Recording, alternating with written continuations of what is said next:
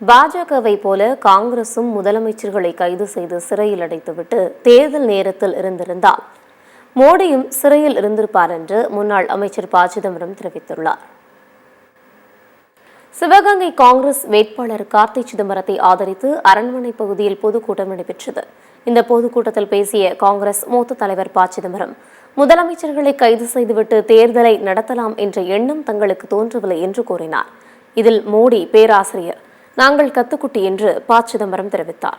எங்களுக்கு ஜனநாயகத்தின் மீது நம்பிக்கை உள்ளது என்று கூறிய அவர், சட்டத்தை நாங்கள் ஆயுதமாக பயன்படுத்தப்படவில்லை என்று தெரிவித்தார்.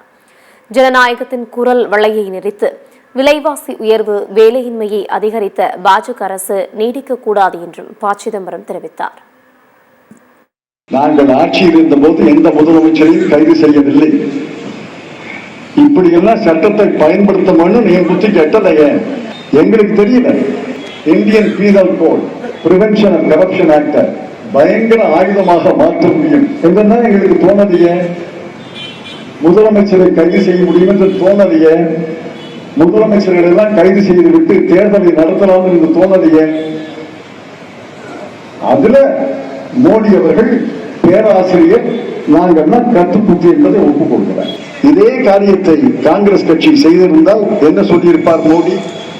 2019 தேர்தலில் நாங்க 2004 2014 தேர்தலில் அனைத்து முதலமைச்சர்களையும் கைது செய்து சிறையிலே போட்டு தேர்தலை நடத்தியிருந்தால் மோடியும் சிறையில் இருந்திருப்பார். அப்ப குஜராத் முதலமைச்சர்